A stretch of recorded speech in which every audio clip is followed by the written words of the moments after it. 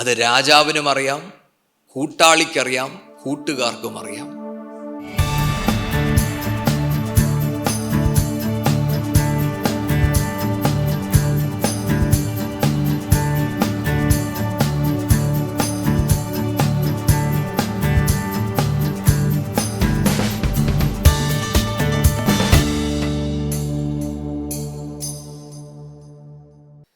ദൈവസന്നിധിയിൽ വരുവാൻ ദൈവം ഇങ്ങനൊരു അവസരം തന്നതിനായി ഞാൻ ദൈവത്തെ സ്തുതിക്കുന്നു. അല്പനേരത്തെ ചിന്തയ്ക്കായിട്ട് എഫേഷ്യർ 1 അതിൻ്റെ 3-ാമത്തെ വാക്യം വായിക്കാം. എഫേഷ്യർ 1 അതിൻ്റെ 3-ാമത്തെ വാക്യം. സകല ആത്മീക അനുഗ്രഹത്താലും നമ്മെ ക്രിസ്തുവിൽ അനുഗ്രഹിച്ചിരിക്കുന്ന നമ്മുടെ കർത്താവായ യേശു ക്രിസ്തുവിൻ്റെ ദൈവവും പിതാവുമായവൻ വാഴ്ത്തപ്പെട്ടവൻ. ആമേൻ. അവിടെ എഴുതിയിരിക്കുന്ന സ്വർഗത്തിലെ സകല ആത്മീയ അനുഗ്രഹത്താലും നമ്മെ ക്രിസ്തുവിൽ അനുഗ്രഹിച്ചിരിക്കുന്ന നമ്മുടെ കർത്താവായ യേശു ക്രിസ്തുവിൻ്റെ ദൈവവും പിതാവുമായ വാഴ്ത്തപ്പെട്ടവൻ. നമ്മൾ ഈ എഫേഷ്യർ ലേഖനം പഠിക്കുമ്പോൾ പൗലോസിൻ്റെ എഴുത്തുകളിൽ ഏറ്റവും അനുഗ്രഹിക്കപ്പെട്ട ഒരു ലെറ്ററായിട്ടാണ് കമൻറ്റേറ്റേഴ്സ് ഈ ലെറ്ററിനെ കുറിച്ച് പറയുന്നത്. ബാക്കിയുള്ള ലെറ്ററുകളെല്ലാം അനുഗ്രഹിക്കപ്പെട്ടത് തന്നെയാണ്. എങ്കിലും ഒരു കമൻറ്റേറ്റർ പറയുന്നത് Ephesians is the crown of Paul's writing എന്നാണ് പറയുന്നത്. കാരണം അത് പറയാനൊരു കാരണമുണ്ട്. ഓരോ കത്തുകൾ പൗലോസ് എഴുതുമ്പോഴും ഒന്നെങ്കിൽ ആ സഭയിൽ നടന്ന ചില പ്രശ്നങ്ങൾ അല്ലെങ്കിൽ ചില തീമുകൾ സഭയ്ക്ക് പറഞ്ഞ് മനസ്സിലാക്കി കൊടുക്കുവാൻ വേണ്ടിയാണ് പലപ്പോഴും പൗലോസ് ലെറ്ററുകൾ എഴുതിയത്. പക്ഷെ എഫെസോസിന് അല്ലെങ്കിൽ ഈ സഭയ്ക്ക് എഴുതുമ്പോൾ പ്രത്യേകിച്ച് അവരിലൊരു കുറവോ മറ്റൊന്നും കാണാതെ സാൽവേഷൻ എന്നൊരു തീം സഭയെ മനസ്സിലാക്കി കൊടുക്കുന്നതാണ് നമ്മൾ ഈ ലെറ്ററിൻ്റെ അകത്ത് കാണുന്നത്. നമ്മൾ ഈ വാക്യം വായിക്കുമ്പോൾ നിങ്ങൾ തുടക്കത്തിൽ വായിച്ചത് നിങ്ങൾ ശ്രദ്ധിച്ചു കാണും. സർവ ആത്മീയ അനുഗ്രഹത്താലും നമ്മളെ അനുഗ്രഹിച്ചിരിക്കുന്നു. നമ്മളിത് വായിക്കുമ്പോൾ തന്നെ നമുക്ക് അത്ര വലിയ ഒരു സന്തോഷം അല്ല, ഒരു എക്സൈറ്റ്മെൻറ്റ് ഇത് വായിക്കുമ്പോൾ കിട്ടത്തില്ല. പക്ഷെ തിരിച്ച് അവിടെ എഴുതിയിരിക്കുന്നത് ഈ ഭൂമിയിലുള്ള സർവ്വ അനുഗ്രഹത്താലും ദൈവം നിങ്ങളെ അനുഗ്രഹിക്കുമെന്നാണ് പറഞ്ഞിരുന്നെങ്കിൽ നമുക്ക് ഭയങ്കര സന്തോഷം അതിൽ തോന്നിയേനെ. അതിന് പ്രത്യേകിച്ച് കാരണമുണ്ട്. കാരണം പഴയ നിയമ പുസ്തകങ്ങൾ നമ്മൾ പഠിക്കുമ്പോൾ അവിടെ നമ്മൾ വായിക്കുന്നത് ഇങ്ങനെയാണ്: നീ എൻ്റെ വചനം പ്രമാണിച്ചനുസരിക്കുമെങ്കിൽ നിന്നെ ഞാൻ അനുഗ്രഹിക്കുമെന്നുള്ള വാക്കുകൾ പല തവണ പഴയ നിയമത്തിൻ്റെ അകത്ത് പറയുന്നുണ്ട്. പക്ഷെ നമുക്കെല്ലാവർക്കും, സഭയിലിരിക്കുന്ന എല്ലാവർക്കും അറിയാവുന്ന ഒരു കാര്യമാണ്, പുതിയ നിയമവും പഴയ നിയമവും നമ്മൾ പഠിക്കുമ്പോൾ പഴയ നിയമം പുതിയ നിയമത്തിനൊരു ഷാഡോ ആണ് എന്ന് നമുക്കറിയാം. പക്ഷെ ഈ വിഷയം വരുമ്പോൾ നമുക്കതൊരു ഷാഡോ ആയിട്ട് ചിന്തിക്കാൻ അത്ര കണ്ടിഷ്ടമായ ഒരു കാര്യമല്ല. അതിനൊരു കാരണവുമുണ്ട്. പരിശുദ്ധാത്മാവ് എനിക്ക് ഇതൊരിക്കൽ പറഞ്ഞു തന്നപ്പോൾ ഞാൻ എപ്പോഴും ഇവിടെ പറഞ്ഞിട്ടുണ്ടെന്നാണ് എനിക്ക് തോന്നുന്നത്. എങ്കിലും ഇതിൻ്റെ ഒരു കോണ്ടെക്സ്റ്റിൽ നിങ്ങൾക്ക് മനസ്സിലാകാൻ വേണ്ടി ഞാനൊരു ഉദാഹരണം പറയാം. ഞാനൊരിക്കൽ ദൈവസന്നിധിയിൽ ഇരുന്ന് പ്രാർത്ഥിക്കുമ്പോൾ ദൈവത്തിൻ്റെ അടുത്ത് ചില വിഷയങ്ങൾ പറയുമ്പോൾ ഞാൻ ദൈവത്തോട് പറഞ്ഞ ഒരു കാര്യം ഇതായിരുന്നു: പിതാവേ, ദൈവത്തിൻ്റെ വചനം പറയുന്നത് അങ്ങേ അനുസരിക്കുമെങ്കിൽ, അങ്ങയുടെ പ്രമാണം ഞാൻ വെക്കുമെങ്കിൽ എനിക്ക് ആരോഗ്യം, സമ്പത്ത്, അനുഗ്രഹം എല്ലാം തരാമെന്നാണ് അങ്ങ് പറഞ്ഞത്. അപ്പോൾ പരിശുദ്ധാത്മാവ് പറഞ്ഞു, അതെ, അത് സത്യമാണ്. പക്ഷേ പുതിയ നിയമ വിശ്വാസികളായ നമുക്ക് ആ രീതിയിലല്ല പരിശുദ്ധാത്മാവ് പറഞ്ഞത്. അപ്പം ഞാനത് ദൈവസന്നിധിയിൽ ചോദിക്കുമ്പോൾ പരിശുദ്ധാത്മാവ് എന്നെ കാണിച്ച ഒരു ചിന്ത ഇതായിരുന്നു. നമുക്കൊക്കെ, നമ്മുടെ കുഞ്ഞുങ്ങൾക്കൊക്കെ ജോലി കിട്ടുമ്പം, പ്രത്യേകിച്ച് ഇവിടെ ഇരിക്കുന്നവർക്ക് തിരുവനന്തപുരം പറയുമ്പോൾ, ട്രിവാൻഡ്രം പറയുമ്പം ഒരു ഗവൺമെൻറ് ജോലിയാണ് വലിയൊരു സ്വപ്നം, അല്ലേ? അതെന്തുകൊണ്ടാണ്? കാരണം നമുക്ക് അവിടെ വലിയ ടെൻഷനില്ല, അവിടെ നമ്മളെ പറഞ്ഞു വിടത്തില്ല, പിന്നെ പെൻഷനുണ്ട്. ഇതെല്ലാം കൂടെ കൂട്ടി നോക്കുമ്പോൾ നമുക്ക് ഇഷ്ടപ്പെട്ട ജോലി ഗവൺമെൻറ് ജോലിയാണ്. ഇപ്പോൾ പരിശുദ്ധാത്മാവ് എന്നെ കാണിച്ച ഒരു ചിന്ത ഇതായിരുന്നു: എടാ കുഞ്ഞേ, നിനക്ക് ഈ പഴയ നിയമം പഠിക്കുമ്പോൾ നീ അനുഗ്രഹങ്ങളെല്ലാം കാണുമ്പോൾ നീ ചോദിക്കുന്നത് എന്താണെന്നറിയാമോ? അപ്പച്ച, ഒരു നല്ല ജോലി, സെറ്റിൽഡ് ആയിട്ടുള്ള എല്ലാം പഴയ നിയമത്തിൽ നമ്മൾ വായിക്കുന്നുണ്ട്. പക്ഷേ ഈ പഴയ നിയമവും പുതിയ നിയമവുമായിട്ടുള്ള വ്യത്യാസം എന്താണെന്നറിയാമോ? പുതിയ നിയമത്തിൽ നിനക്കൊരു ജോലി തരികയല്ല, നിന്നെ ഒരു കുടുംബത്തിൽ അംഗമാക്കി പിതാവിനെ പോലെ നിന്നെ ആക്കി മാറ്റുകയാണ്. മറ്റൊരർത്ഥത്തിൽ ഇനി നീ ജോലിക്കാരനല്ല, നീ ഒരു പുത്രനാണ്. ഹല്ലേലൂയ. നിങ്ങൾക്ക് മനസ്സിലാവുന്നുണ്ടോ ഞാൻ പറയുന്നത്? ഒരു ജോലി, നമ്മളൊരു ഗൂഗിളിലോ റിലയൻസിലോ ഗവൺമെൻറ്റിലോ ജോലി കിട്ടുന്നത് പോലല്ല. ഇപ്പം ഞാൻ ആരാന്നറിയാമോ? എൻ്റെ നാഥൻ്റെ മകനാണ്. ഹല്ലേലൂയ. മറ്റൊരർത്ഥത്തിൽ ഇതിനെല്ലാം ഞാൻ അവകാശിയാണ്. ഹല്ലേലൂയ.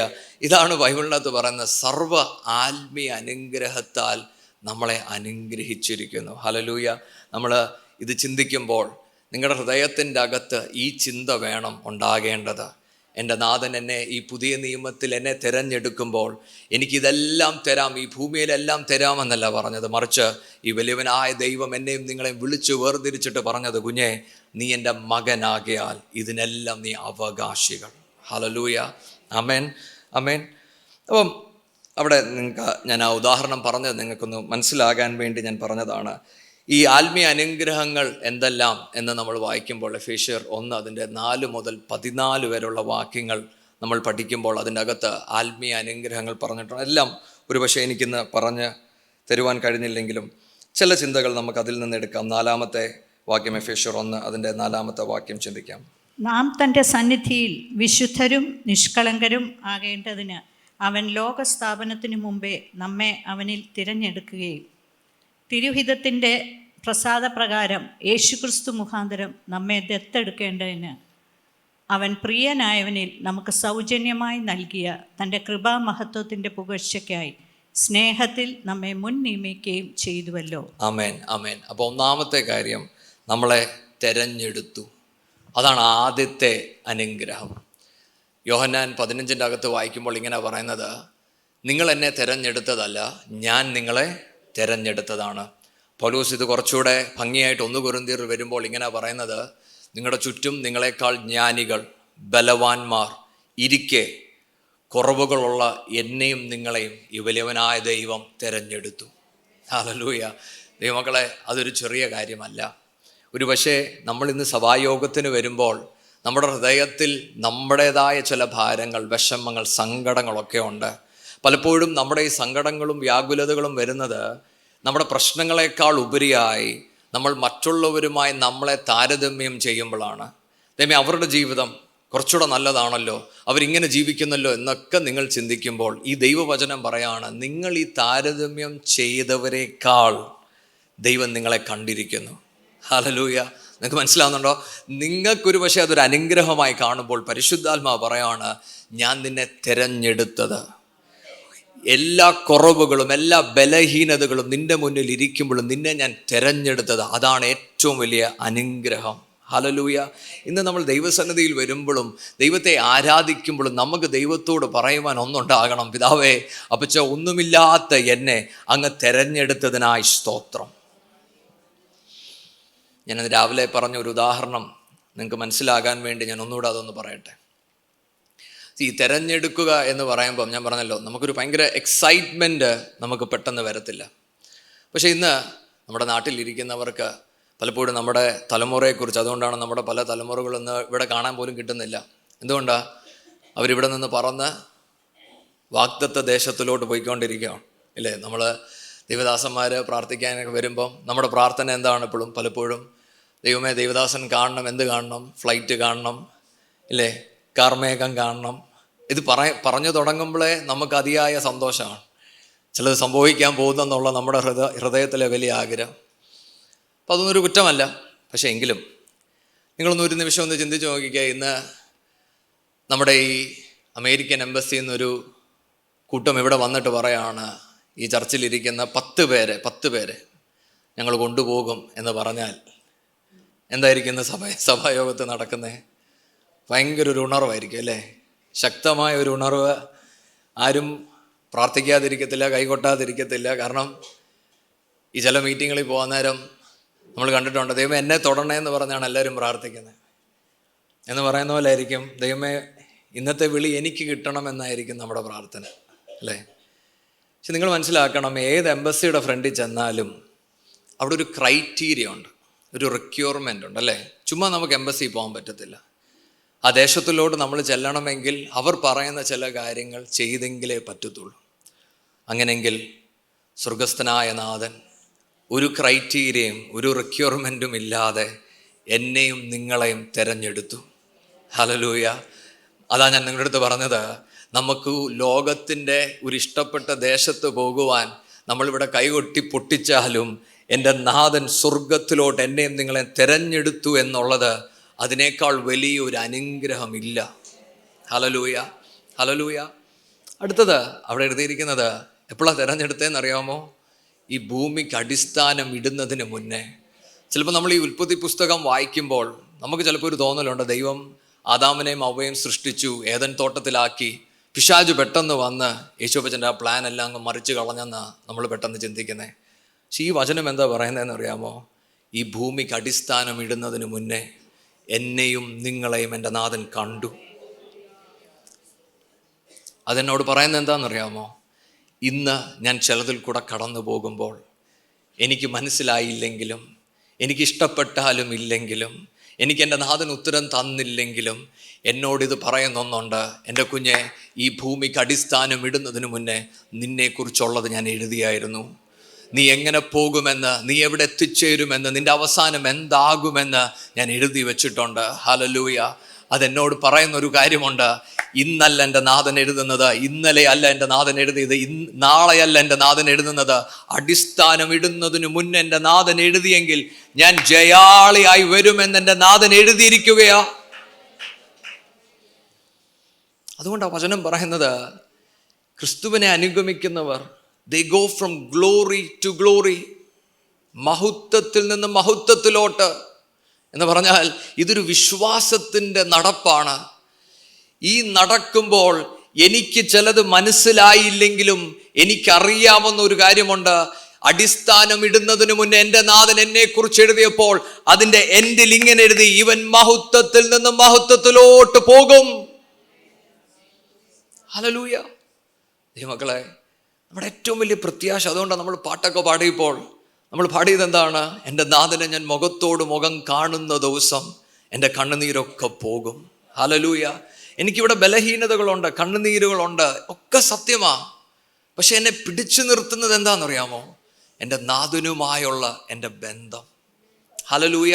ഇന്ന് നമ്മൾ ഈ വചനം ധ്യാനിക്കുമ്പോൾ നമ്മുടെ പ്രാർത്ഥന ഇതായിരിക്കണം, പിതാവേ, അങ്ങയോട് ചേർന്ന് നടക്കുവാനൊരു കൃപ എൻ്റെ മേൽ പകരണം. ഇതിനെ ഈ ആത്മീയ അനുഗ്രഹം നമ്മൾ പഠിക്കുന്നത് ദൈവവചനത്തിൻ്റെ അകത്ത് നമ്മൾ ഈ പഠിക്കുന്നതിൻ്റെ കാരണം, നമ്മൾ ഈ റിലീജിയൻ പഠിക്കുമ്പോൾ അവർ പറയുന്നത് നിങ്ങൾ ഇങ്ങനെ ചെയ്യണമെന്നാ പറയുന്നതെങ്കിൽ ഈ വചനം പറയുന്നത് എന്താണെന്നറിയോ? എൻ്റെ നാഥൻ നിങ്ങൾക്ക് വേണ്ടി എല്ലാം ചെയ്ത് തീർന്നത് കൊണ്ട് നിങ്ങളിങ്ങനെ നടക്കണം. ഞാൻ പറയാൻ നിങ്ങൾ ശ്രദ്ധിക്കുന്നോ? അതുകൊണ്ടാണ് എഫേഷ്യൻസ് നമ്മൾ പഠിക്കുമ്പോൾ ആദ്യത്തെ 3 ചാപ്റ്റർ ഡോക്ട്രിനാ, പിന്നുള്ള അടുത്ത 3 ചാപ്റ്റർ പ്രാക്ടിക്കലാ. എന്താ ഈ ഡോക്ട്രിൻ പറയുന്നതെന്ന് അറിയാമോ? കുഞ്ഞെ, നീ ഇനിയും ഒന്നും ചെയ്യണ്ട, ഞാൻ നിനക്ക് വേണ്ടി ചെയ്തു കഴിഞ്ഞു. ഹല്ലേലൂയ. ഇനി നീ നടന്നാൽ മതി. ആമേൻ.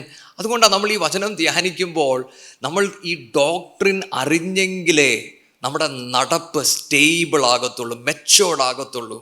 ഇന്ന് സഭയ്ക്കകത്തിരിക്കുന്ന പലരുടെയും നടപ്പിൽ വ്യത്യാസം വരുന്നതിൻ്റെ കാരണം അവർക്ക് ഈ അടിസ്ഥാനങ്ങൾ അറിയത്തില്ല. അവർ ചിന്തിക്കുന്നത് ആത്മാവുണ്ട്, പിന്നെ എങ്ങനെ വേണേലും നടക്കാമെന്നാണ്. അങ്ങനല്ല. ആത്മാവ് നമ്മളെ വിളിക്കുമ്പോൾ ഈ അടിസ്ഥാനങ്ങൾ നമ്മൾ മനസ്സിലാക്കിയാൽ നമ്മുടെ നടപ്പിൻ്റെ അകത്തൊരു മെച്യൂരിറ്റി വരും, ഒരു സ്റ്റെബിലിറ്റി വരും. ഇതായിരിക്കണം നമ്മുടെ പ്രാർത്ഥന. ഇന്ന് നമ്മൾ ഈ വചനം ധ്യാനിക്കുമ്പോൾ നമ്മളും പ്രാർത്ഥിക്കേണ്ടത് ഇതാണ്, പിതാവേ, ഈ ദൈവവചനം എൻ്റെ അകത്തൊരു ബോധ്യം കൊണ്ടുവരണം. എന്തിന്? എൻ്റെ നടപ്പിൽ ഒരു സ്ഥിരത ഉണ്ടാകേണ്ടതിന്. ഇനിയും നമ്മളവിടെ വായിച്ച് ശ്രദ്ധിച്ചോ, നമ്മളെ തിരഞ്ഞെടുത്തു. എപ്പോൾ തിരഞ്ഞെടുത്തു? ലോകത്തിന് അടിസ്ഥാനം ഇടുന്നതിന് മുന്നേ. എന്തിനാ തിരഞ്ഞെടുത്തത്? വചനം പറയുന്നത് നമ്മൾ വിശുദ്ധരായിരിക്കേണ്ടതിന് വേണ്ടി. ഞാൻ നേരത്തെ നിങ്ങളോട് പറഞ്ഞു, എൻ്റെ നാഥൻ നമ്മളെയും നിങ്ങളെയും തിരഞ്ഞെടുക്കുമ്പോൾ അപ്പച്ചനൊരു റിക്വയർമെൻ്റ് ഉണ്ട്. എന്താണെന്നറിയാമോ? That you should walk holy. അതുകൊണ്ട് 1 പത്രോസിൻ്റെ അകത്ത് ഇങ്ങനെ എഴുതിയിരിക്കുന്നത്, ഞാൻ വിശുദ്ധനായിരിക്കുന്ന പോലെ നിങ്ങളും വിശുദ്ധരായിരിപ്പീൻ. പത്രോസ് അത് പറഞ്ഞല്ല നിർത്തിയത്. പത്രോസ് പിന്നെയും ഒരു കാര്യം കൂടെ പറഞ്ഞു, നിങ്ങളുടെ ജീവിതത്തിൻ്റെ എല്ലാ മേഖലകളിലും ഈ വിശുദ്ധി നിങ്ങൾ സൂക്ഷിക്കണം. ഹല്ലേലൂയ. മറ്റൊരർത്ഥത്തിൽ എൻ്റെയും നിങ്ങളുടെയും ഹൃദയത്തിൻ്റെ അകത്തെ ഏറ്റവും ഇമ്പോർട്ടൻ്റ് തോട്ട് ഇതായിരിക്കണം, വിശുദ്ധി. ഇന്ന് സഭയ്ക്കകത്ത് നിന്ന് നഷ്ടപ്പെട്ടു പോയ ഒരു ചിന്തയുണ്ടെങ്കിൽ അത് വിശുദ്ധിയാണ്.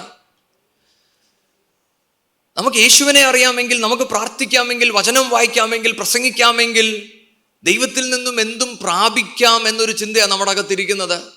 പക്ഷെ വചനം പറയുവാണ്, എന്നെയും നിങ്ങളെയും തെരഞ്ഞെടുത്തത് വിശുദ്ധിയോടെ നടക്കേണ്ടതിന് വേണ്ടിയാണ്. നമ്മൾ പഴയ നിയമ പുസ്തകത്തിലോട്ട് ചെല്ലുമ്പോൾ അവിടെ എഴുതിയിരിക്കുന്നത്, ദൈവത്തെ മിനിസ്റ്റർ ചെയ്ത പ്രീസ്റ്റുകളുടെ നെറ്റിയുടെ പുറത്ത് ദൈവത്തിന് വിശുദ്ധം എന്ന് എഴുതിയിട്ടുണ്ടായിരുന്നു. എന്ന് പറഞ്ഞാൽ എന്താണെന്നറിയാമോ? അവരെ കാണുമ്പോൾ നിങ്ങൾ ആദ്യം കാണുന്നത് വിശുദ്ധിയാ. എന്ന് പറഞ്ഞാൽ they are separated to God. അതായി പറയുന്നത്. ദൈവമക്കളെ, എന്നെയും നിങ്ങളെയും കുറിച്ച് അങ്ങനെ ലോകം പറയുമോ, അങ്ങനെ സഭ പറയുമോ? നമ്മൾ സഭയ്ക്കകത്ത് വരുമ്പോൾ നമ്മുടെ നടപ്പിൽ ഒരു വ്യത്യാസമുണ്ടോ? ഒരു വേർപാടുണ്ടോ? നമ്മുടെ സംസാരത്തിൽ ഒരു വേർപാടുണ്ടോ?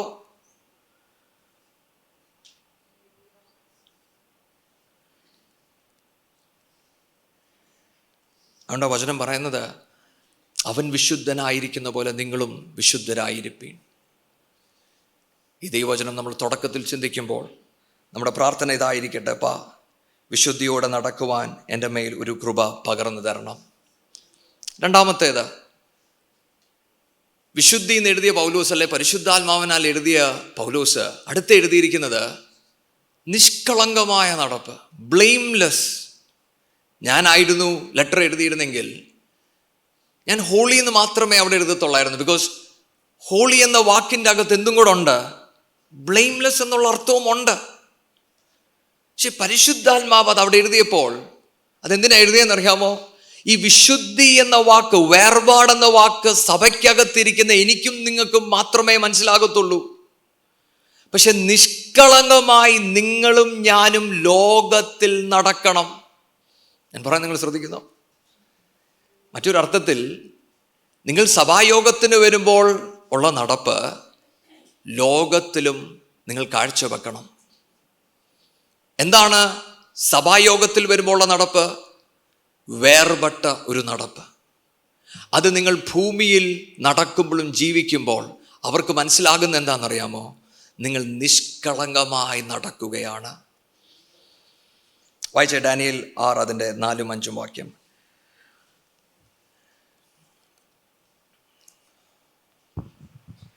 അംഗഭംഗമില്ലാത്തവരും സുന്ദരന്മാരും സകല ജ്ഞാനത്തിലും നിപുണന്മാരും അറിവിൽ സമർത്ഥന്മാരും ഡാനിയേൽ 6. ആകയാൽ അധ്യക്ഷന്മാരും പ്രധാന ദേശാധിപന്മാരും രാജ്യം സംബന്ധിച്ച് ദാനിയേലിന് വിരോധമായി കാരണം കണ്ടെത്തുവാൻ അന്വേഷിച്ചു. എന്നാൽ യാതൊരു കാരണവും കുറ്റവും കണ്ടെത്തുവാൻ അവർക്ക് കഴിഞ്ഞില്ല. അവൻ വിശ്വസ്തനായിരുന്നതുകൊണ്ട് ഒരു തെറ്റും കുറ്റവും അവനിൽ കണ്ടെത്തിയില്ല. അപ്പോൾ ആ പുരുഷന്മാർ, നാം ഈ ദാനിയേലിൻ്റെ നേരെ അവൻ്റെ ദൈവത്തിൻ്റെ ന്യായപ്രമാണം സംബന്ധിച്ചുള്ളതല്ലാതെ മറ്റൊരു കാരണവും കണ്ടെത്തുകയില്ല എന്ന് പറഞ്ഞു. ആമേൻ. നിങ്ങൾ ശ്രദ്ധിക്കുന്നോ? നമുക്ക് ആ ഭാഗം നമുക്കറിയാം. ഡാനിയേലിനെ കുറിച്ച് തൻ്റെ കൂടുള്ളവർ എന്തെങ്കിലും കുറവുണ്ടോ എന്ന് അന്വേഷിക്കുകയാണ്. അവിടെ എഴുതിയിരിക്കുന്നത്, തന്നിൽ ഒരു കുറവും കണ്ടെത്തുവാൻ കഴിഞ്ഞില്ല. പിന്നെ എവിടെ കുറവ് കണ്ടെത്തിയത്?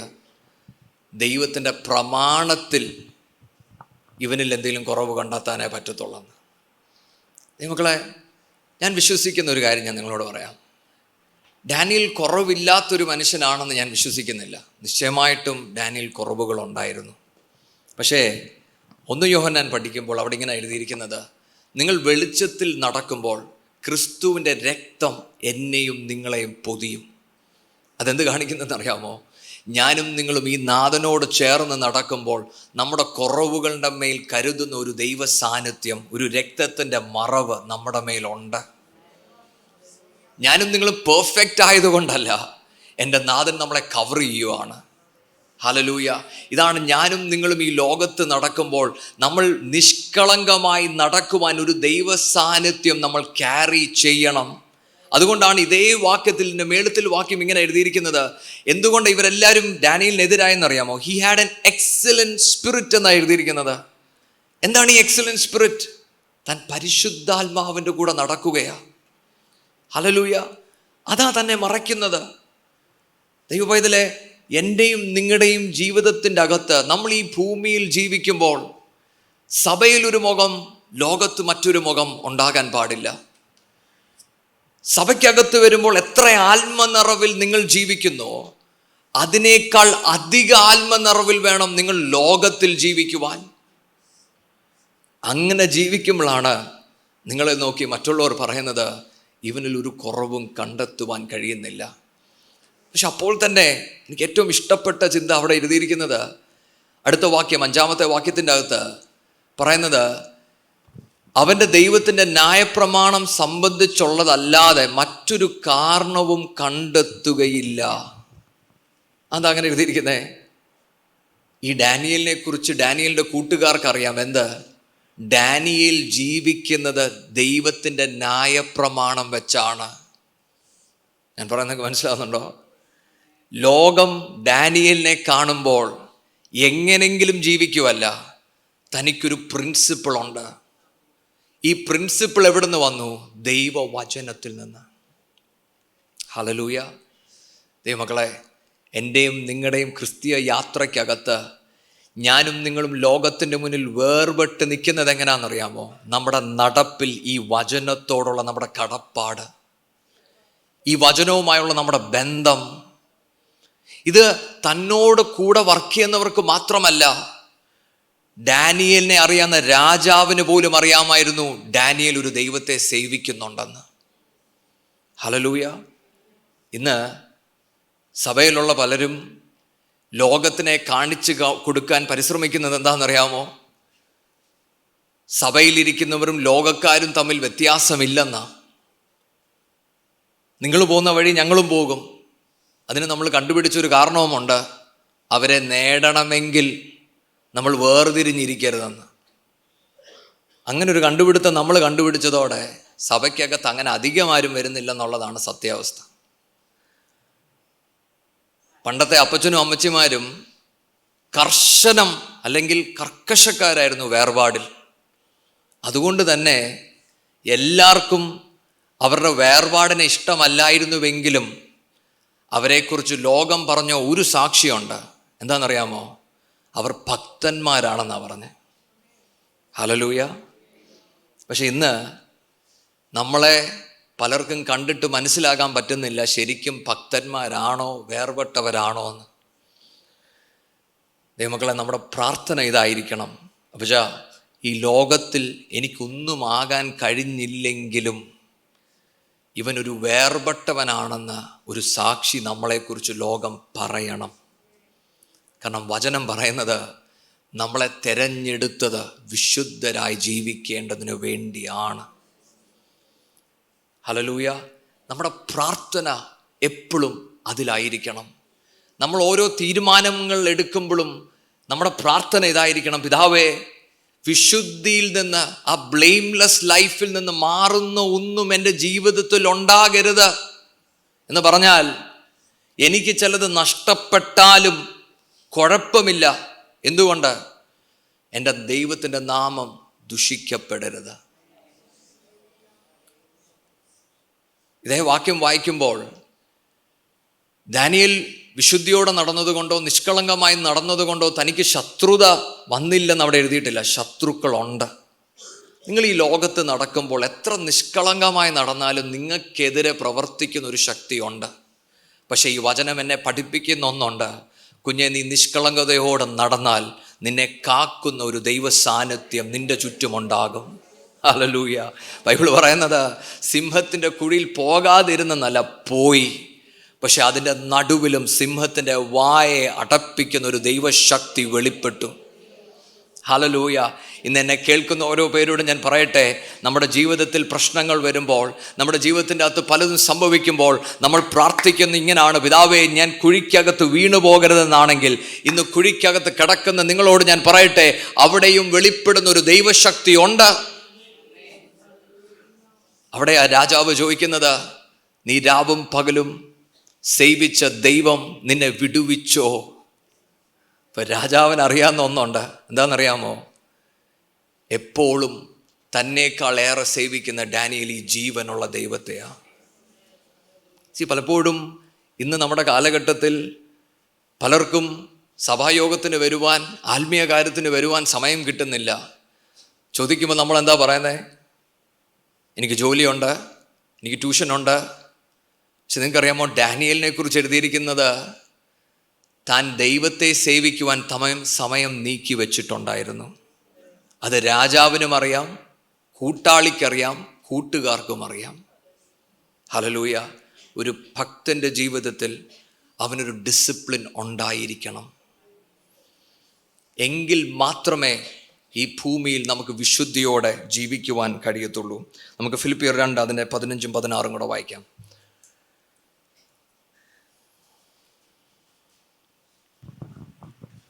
അവരുടെ ഇടയിൽ നിങ്ങൾ ജീവന്റെ വചനം പ്രമാണിച്ചുകൊണ്ട് ലോകത്തിൽ ജ്യോതിസുകളെ പോലെ പ്രകാശിക്കുന്നു. അങ്ങനെ ഞാൻ ഓടിയതും അധ്വാനിച്ചതും വെറുതെ ആയില്ല എന്ന് ക്രിസ്തുവിൻ്റെ നാളിൽ എനിക്ക് പ്രശംസയുണ്ടാകും. 14ാമത്തെ വാക്യം കൂടെ വായിക്കാം. വക്രതയും കോട്ടവുമുള്ള തലമുറയുടെ നടുവിൽ നിങ്ങൾ അനിന്യരും പരമാർത്ഥികളും ദൈവത്തിൻ്റെ നിഷ്കളങ്ക മക്കളും ആകേണ്ടതിന് എല്ലാ പിറുപിറുപ്പും വാദവും കൂടാതെ ചെയ്യുവിൻ. ആമേൻ. നിങ്ങൾ ശ്രദ്ധിച്ചോ? വക്രതയുള്ള കോട്ടമുള്ള ഈ തലമുറയിൽ ദൈവം എന്നെയും നിങ്ങളെയും നടക്കണമെന്ന് ആഗ്രഹിക്കുന്നത് പരമാർത്ഥികളായി നടക്കണമെന്നാണ്. അടുത്ത വാക്യം കൂടെ നിങ്ങൾ ശ്രദ്ധിച്ചേ. അവരുടെ ഇടയിൽ നിങ്ങൾ ജീവന്റെ വചനം പ്രമാണിച്ചുകൊണ്ട് ലോകത്തിൽ ജ്യോതിസുകളായി. കേട്ടോ? അപ്പം നമ്മൾ നേരത്തെ ഡാനിയലിനെ കുറിച്ച് പഠിച്ചതുപോലെ എങ്ങനെയാണ് ഡാനിയൽ അങ്ങനെ നടന്നത്? ദൈവവചനത്തെ മുറുകെ പിടിച്ചത് കൊണ്ടാണ്. ദൈവമക്കളെ, നമ്മൾ ആയിരിക്കുന്ന ഈ ലോകം, അവിടെ എഴുതിയിരിക്കുന്നത് ഇറ്റ്സ് എ ക്രൂക്കഡ് വേൾഡ് എന്ന് പറഞ്ഞാൽ നമ്മൾ കാണുന്നത് തലതിരിച്ചാണ് കാണുന്നത്. പക്ഷെ ഇന്ന് പലതും തലതിരിച്ച് കണ്ട പല സാധനവും ശരിയാണെന്നാണ് പലപ്പോഴും നമുക്ക് തോന്നുന്നത്. പക്ഷെ അതങ്ങനല്ലെന്ന് നമ്മൾ അറിയണമെങ്കിൽ ഈ ദൈവവചനത്തെ ഞാനും നിങ്ങളും മുറുകെ പിടിക്കണം. അങ്ങനെ മുറുകെ പിടിക്കുന്നുവെങ്കിൽ മാത്രമേ ദൈവത്തിൻ്റെ തേജസ് എന്നിലും നിങ്ങളിൽ നിന്ന് ഈ ലോകത്ത് വെളിപ്പെടുത്തുള്ളൂ. ഹല്ലേലൂയ. ഈ ദൈവവചനം നമ്മൾ ധ്യാനിക്കുമ്പോൾ നമ്മുടെ പ്രാർത്ഥന ഇതായിരിക്കണം: പിതാവേ, ഈ ലോകത്ത് ഞാൻ നടക്കുമ്പോൾ വചനവുമായി നടക്കുവാൻ, വചനം പ്രമാണിക്കുവാൻ, വചനം അനുസരിക്കുവാൻ ദൈവം എൻ്റെ മേലൊരു കൃപ പകർന്ന് തരണം. അതെൻ്റെ ജീവിതത്തിൽ എന്ത് നഷ്ടം വന്നാലും അത് പ്രമാണിക്കുവാനുള്ളൊരു കൃപ പകർന്നു തരണമെന്ന് നമ്മൾ പ്രാർത്ഥിക്കണം. നമ്മൾ എഫേസ്യരുടെ അകത്ത് വായിച്ച വാക്യത്തിലൂടെ നമുക്ക് മടങ്ങിപ്പോകാം. അപ്പോൾ ഒന്നാമത്തെ അനുഗ്രഹം, ദൈവം നമ്മളെ തിരഞ്ഞെടുത്തു. എന്തിനാ തിരഞ്ഞെടുത്തത്? നമ്മൾ വിശുദ്ധരായി നടക്കേണ്ടതിന് വേണ്ടി. അപ്പോൾ തന്നെ നമ്മൾ ലോകത്ത് നിഷ്കളങ്കരായി നടക്കണം. അവിടെ ഇംഗ്ലീഷിനകത്ത് ഒരു വേർഡ് എഴുതിയിട്ടുണ്ട്, ബ്ലെയിംലെസ് ഇൻ ലവ്. എന്തിനാ തിരഞ്ഞെടുത്തത്? ക്രിസ്തുവുമായി ഒരു ബന്ധത്തിലാകുവാൻ വേണ്ടി. അതെന്തിനാ അവിടെ അങ്ങനെ എഴുതി വെച്ചിരിക്കുന്നതെന്ന് അറിയാമോ? കാരണം ഈ വിശുദ്ധിയെക്കുറിച്ച്, ഈ നിഷ്കളങ്കമായുള്ള നടപ്പിനെക്കുറിച്ചൊക്കെ പറയുമ്പം നമുക്ക് പെട്ടെന്ന് ഭയങ്കര ബോറിംഗ് ആയിട്ട് തോന്നും. നമുക്ക് ദൈവത്തെ അനുസരിക്കണമെങ്കിൽ ഇത്രയും പ്രമാണങ്ങളൊക്കെ വെക്കണമോ എന്ന് നമ്മുടെ ഹൃദയത്തിൽ തോന്നും. ചിലപ്പോൾ നമ്മൾ പറഞ്ഞു കേട്ടിട്ടില്ലേ, ബൈബിൾ വായിക്കുമ്പോൾ എനിക്ക് പെട്ടെന്ന് ഉറക്കം വരും, ചില പ്രസംഗം കേൾക്കുവാണെങ്കിൽ എനിക്ക് ഉറക്കം വരും. അതുകൊണ്ട് എന്തുകൊണ്ടാണെന്നറിയാമോ? ദൈവവുമായിട്ട് നമുക്ക് ആഴമേറിയ ഒരു ബന്ധം ഇല്ല. ദൈവവുമായിട്ട് നമുക്കൊരു ബന്ധമുണ്ടെങ്കിൽ എങ്ങനെ നടക്കാൻ പറഞ്ഞാൽ അത് നമ്മുടെ സന്തോഷമാണ്, ഇല്ലേ? നിങ്ങൾ ശ്രദ്ധിച്ചിട്ടുണ്ടോ?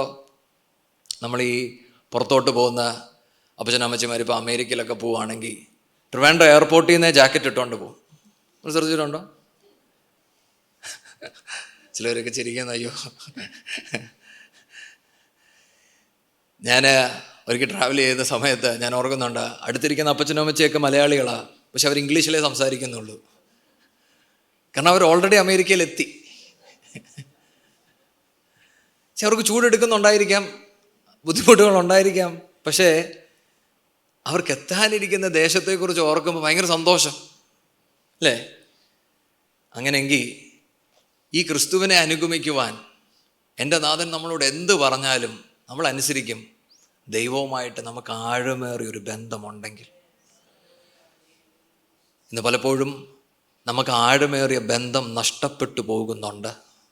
അതുകൊണ്ടാണ് വെളിപ്പാട് പുസ്തകത്തിൻ്റെ അകത്ത് സഭയോട് സംസാരിക്കുമ്പോൾ നാഥൻ പറയുന്നൊരു കാര്യമുണ്ട്, നിങ്ങൾ എന്നെ സ്നേഹിക്കുന്നില്ല എന്നല്ല പറഞ്ഞത്, ആദ്യ സ്നേഹം നഷ്ടപ്പെട്ടു. ഈ ആദ്യ സ്നേഹത്തിൻ്റെ പ്രത്യേകത എന്താണെന്നറിയാമോ? ഒന്നും ചിന്തിക്കുന്നില്ല, ഒന്നും കിട്ടിയില്ലേലും കുഴപ്പമില്ല, എല്ലാം എൻ്റെ നാഥന് വേണ്ടി. ഹല്ലേലൂയ.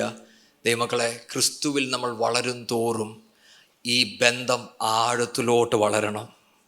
ഇത് തുടക്കത്തിൽ മാത്രമല്ല, എൻ്റെ നാഥനെ ഞാൻ എത്രത്തോളം അറിയുന്നോ അത്രത്തോളം എൻ്റെ നാഥന് വേണ്ടി എന്തും ചെയ്യുവാനുള്ളൊരു മനസ്സ് എൻ്റെ അകത്തുണ്ടാകണം. അങ്ങനെ ഉണ്ടായെങ്കിൽ മാത്രമേ നമുക്ക് വിശുദ്ധിയോടെ നടക്കുവാൻ കഴിയത്തുള്ളൂ. അതുകൊണ്ടാണ് യോഹന്നാൻ്റെ അകത്ത് ഇങ്ങനെ എഴുതിയിരിക്കുന്നത്, നിങ്ങൾ എന്നിൽ വസിപ്പീൻ, എങ്കിൽ മാത്രമേ എൻ്റെ വചനം നിങ്ങളിൽ വസിക്കത്തുള്ളൂ. ശ്രദ്ധിച്ചോ, abide in me and my word will abide in you എന്ന് പറഞ്ഞാൽ, ഈ വിശുദ്ധിയോടെ ഈ നിഷ്കളങ്കമായി നടക്കുന്നത് ഞാൻ ചില തീരുമാനങ്ങൾ എടുക്കുന്നത് കൊണ്ടല്ല, ഞാൻ ചില നടപ്പ് വ്യത്യസ്തമാക്കുന്നത് കൊണ്ടല്ല. എൻ്റെ നാഥൻ്റെ ജീവൻ എന്നിൽ വെളിപ്പെടുമ്പോൾ വിശുദ്ധി വെളിപ്പെടുന്നതാ. ഞാൻ പറയുന്നത് നിങ്ങൾക്ക് മനസ്സിലാവുന്നുണ്ടോ? It is the life of God that is holiness. ഞാൻ സഭയിൽ വരുന്നതല്ല വിശുദ്ധി, ഞാൻ ബൈബിൾ വായിക്കുന്നതല്ല വിശുദ്ധി, ഞാൻ പ്രാർത്ഥിക്കുന്നതല്ല വിശുദ്ധി. ഇതൊക്കെ ചെയ്യുമ്പോൾ എന്നിൽ വെളിപ്പെടുന്ന ദൈവത്തിൻ്റെ ജീവൻ വെളിപ്പെടുമ്പോൾ അത് വിശുദ്ധിയായി മാറും. അപ്പോൾ തന്നെ യോഹന്നാൻ 15:2 വാക്യത്തിൻ്റെ അകത്ത് ഇങ്ങനെ പറയുന്നത്, നിങ്ങൾ അധികം ഫലം കായ്ക്കേണ്ടതിന് വേണ്ടി ദൈവം എന്ത് ചെയ്യുന്നു? നമ്മളെ ചെത്തും. അത് നമുക്ക് ഭയങ്കര ബുദ്ധിമുട്ടുള്ളൊരു കാര്യമാണല്ലേ. നമ്മൾ പലപ്പോഴും ദൈവസന്നിധിയിൽ പ്രാർത്ഥിക്കുന്നത്, പിതാവേ ഞാൻ അങ്ങയോട് കൂടെ നടന്നിട്ട് എന്തായി പ്രശ്നം? അവിടെ പരിശുദ്ധാത്മാവ് നമ്മളോട് പറയുന്നത്, കുഞ്ഞെ നീ എൻ്റെ കൂടെ നടന്ന് എന്നെ പ്രസാദിപ്പിച്ചത് കൊണ്ട് ഞാൻ നിന്നെ ചെത്താൻ പോവുകയാണ്. ഭയങ്കര കോംപ്ലിക്കേറ്റഡ് അല്ലേ ഈ തോട്ട്? നമ്മുടെ ജീവിതത്തിൽ ഇങ്ങനെ അനുഭവം വരുമ്പോഴേ നമുക്ക് പെട്ടെന്ന് തോന്നുള്ളൂ, ദൈവം ഇതെന്ത് പരിപാടിയാണ്. കാരണം ദൈവം പറഞ്ഞ പോലെ നമ്മൾ അനുസരിച്ചു. ദൈവം നമ്മളോട് പറയണം, കുഞ്ഞെ നീ ഈ വഴിയിൽ തന്നെ പോകണം. നമ്മൾ ആ വഴി തന്നെ പോയി ആ വഴി തൊട്ടു മൊത്തം പ്രശ്നമാണ്. ഇതിപ്പോൾ പ്രശ്നത്തിന് പുറത്തോട്ടും വരാൻ പറ്റുന്നില്ല, അകത്തുമായിപ്പോയി അല്ലേ. അപ്പം നമ്മൾ സാധാരണഗതി ചോദിക്കുന്നൊരു ചോദ്യമുണ്ട്, അപ്പച്ച എന്തിനാണ് അപ്പച്ചനെ നമ്മൾ അനുഗമിച്ചേ? പ്രശ്നത്തിൽ നിന്ന് മാറി നടക്കാൻ വേണ്ടിയാണ് നമ്മൾ യേശുപ്പച്ചനെ അനുഗമിക്കുന്നത്. യേശുപ്പച്ചൻ കറക്റ്റായിട്ട് നമ്മളെ കുടി കൊണ്ട് ചാടിച്ചു ഇല്ലേ.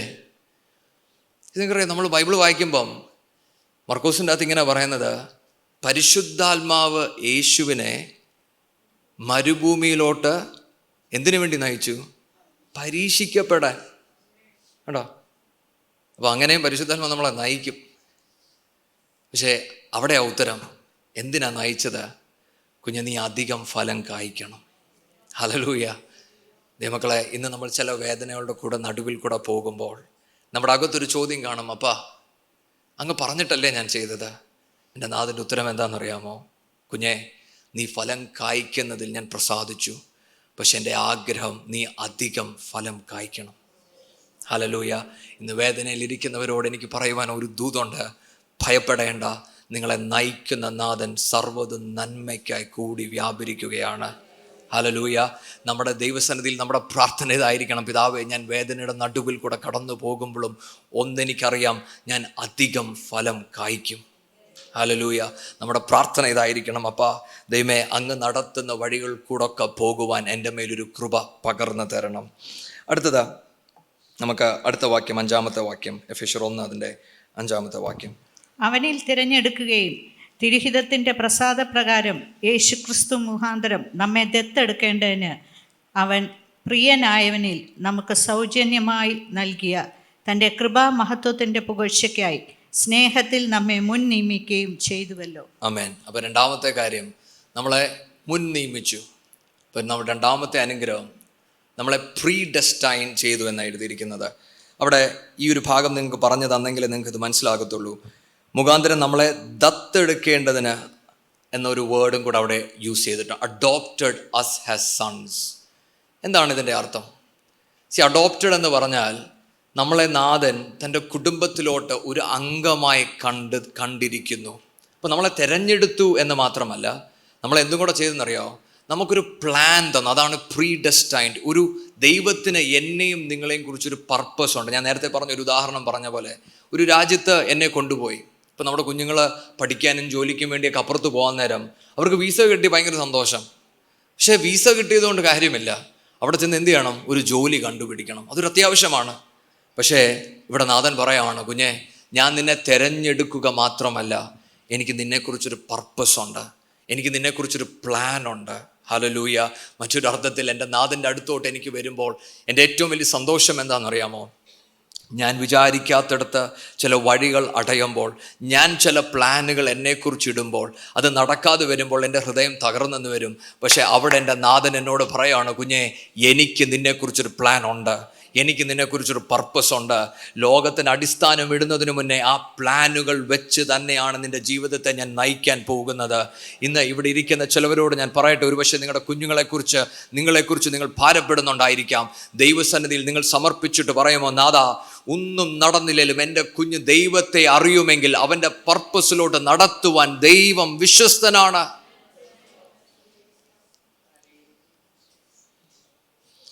അപ്പോൾ ദൈവത്തിൻ്റെ ഈ കുടുംബത്തിലോട്ട് നമ്മൾ അംഗമാകണമെങ്കിൽ അതിന് ചില കാര്യങ്ങൾ നമ്മൾ ചെയ്യണം.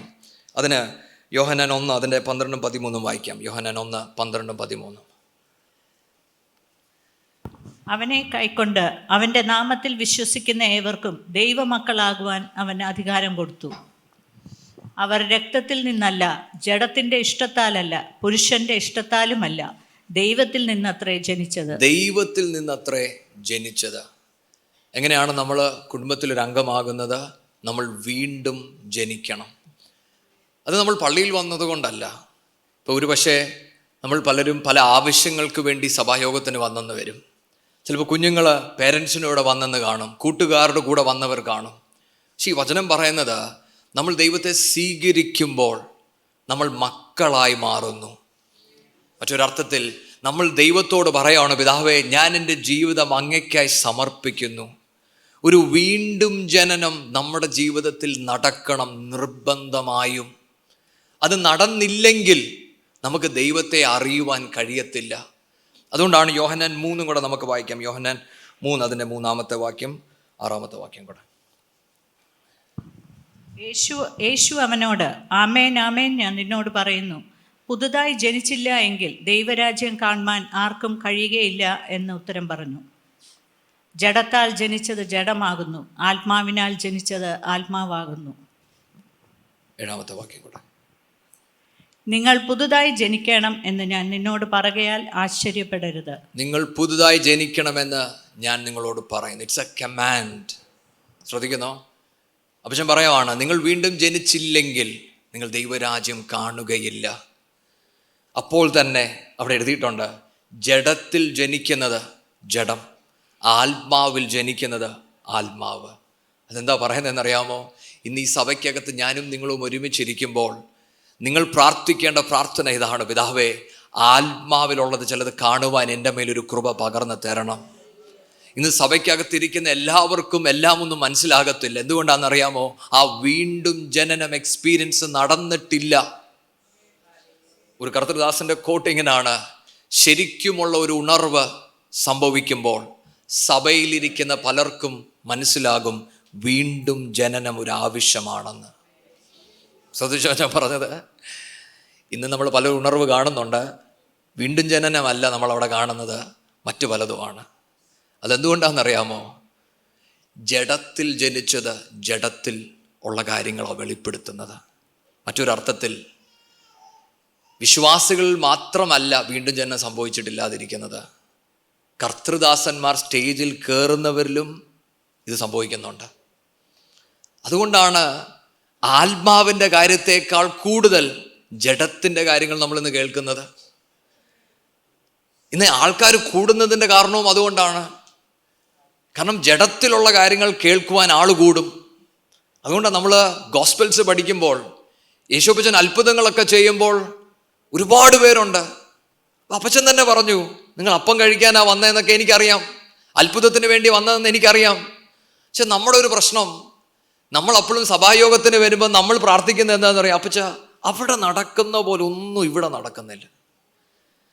അവിടെ എന്താ നടക്കുന്നത്? അവിടെ അപ്പവും അത്ഭുതവും ഒക്കെ നടക്കുന്നുണ്ട്.